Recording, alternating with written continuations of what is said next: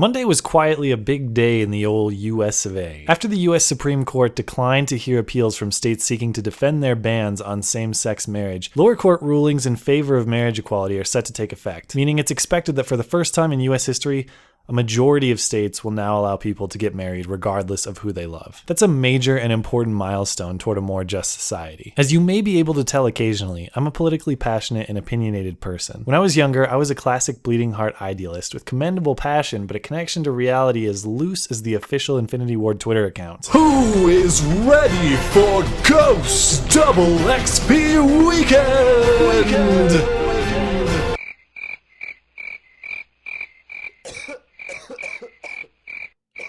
Quick aside, not only is the Microsoft online store currently selling Xbox One Ghosts for $5, but Amazon apparently has a warehouse full of used copies so full it won't even accept trade-ins at all anymore. For comparison, Amazon will give you 21 cents for Call of Duty 3. No, not Modern Warfare 3. Call of Duty 3. But Ghosts? Oh hell no. Wish I was joking. Sometimes fact is funnier than fiction. Back on topic. Over time, I've maintained my opinionated nature, but I've become much better at considering and understanding the perspectives of others. I may not agree, but I'm better at understanding the position or experiences that give rise to the persuasions of others. I personally believe in a progressive tax system, but I can see how you might not agree if you're uncommonly wealthy. I believe we should invest in renewable energy, but I can see how you might not agree if you run a gasoline or coal business. I believe Destiny is kind of a shitty game, but I can see how you might not agree if you're a complete fucking idiot. Marriage equality is not the same as these other issues though. If you believe your neighbor should be treated differently than you as a legal matter based on whether he or she loves a man or a woman, it's not because your life perspective or position is different. It's because you're an asshole.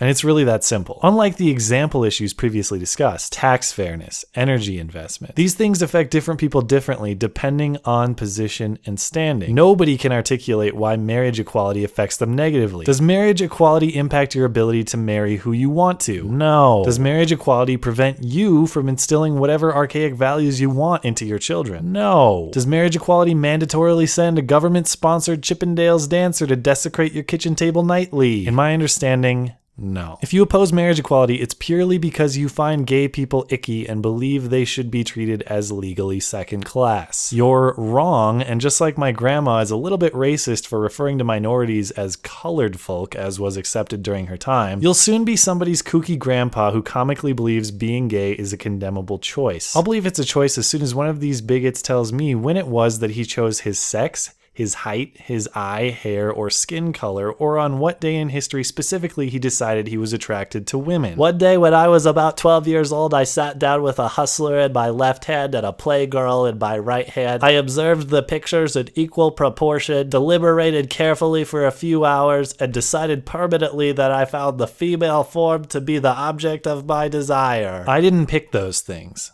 If I didn't pick them, neither did my LGBT friends. Anyway, I'm ending my rant on marriage equality for gay and straight people there. As the news of the day shows, the trend of history is clear here. Marriage equality is no longer coming. It's here. America's queer. Get used to it. But I don't believe real marriage equality is achieved when men can marry men and women can marry women. I want to see society take one step further. I'll start to illustrate the point of my second bonus rant here with another news story I saw last week. NBC News recently did an investigation to bust military personnel seeking contract marriages. Soldiers putting up ads on Craigslist to find a wife as a pure formality to get the bonus pay the government offers to married soldiers. The expose sought to shame a soldier it busted into Catch a Predator style for attempting to arrange a contract marriage where he and the wife would split the bonus money. Was the soldier committing fraud? Yes, as far as the Army is concerned. But watching the story, I was more offended by the system than the alleged abuser. The Army financially incentivizes marriage, yet considers it fraud when the two partners in the marriage don't really love each other. It's unvettable. Are you telling me a contract marriage in the Army is fraud, but a busted marriage where the husband and wife hate each other but just stay together for the money,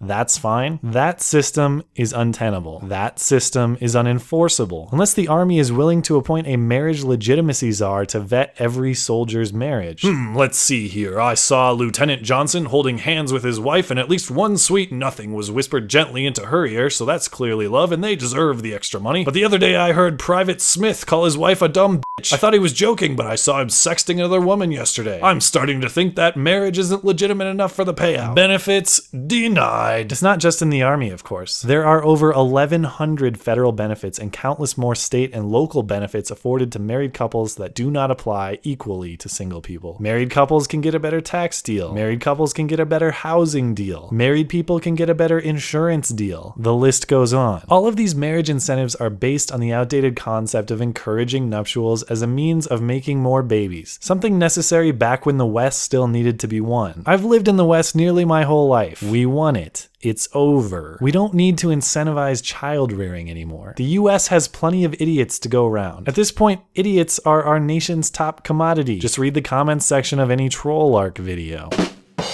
Just as religious equality means treating non-believers equally along with the faithful of all beliefs, marriage equality means treating the non-married equally alongside the foolish, alongside the married. If you want true marriage equality as I do, it means getting the government out of marriage entirely. Equality for straight people, equality for gay people, and equality for single people. As an unmarried straight white male, I refuse to continue to live under the oppressive rule of the LGBT. Okay, maybe not. I might not be oppressed. I just don't think my idiot friends, the friends who never left my hometown, the friends who never went to school, never served in the military, never sought to expand their talents or contribution to society beyond enriching local marijuana distributors and keeping Doritos stock outlook high, pun intended, but decided to get married out of boredom or simply for the lulz, I don't think they should get a better tax deal or housing deal or any deal than I should. Their decisions are highly questionable, not admirable, and we shouldn't incentivize them. I don't demand society treat me better, just at least equal to my stoned friends licking nacho cheesier flavor off their fingers with their spouses. Is that too much to ask? Thanks, as always, for listening and for supporting this series. Always appreciate the thoughtful comments below. Okay, thanks. Bye.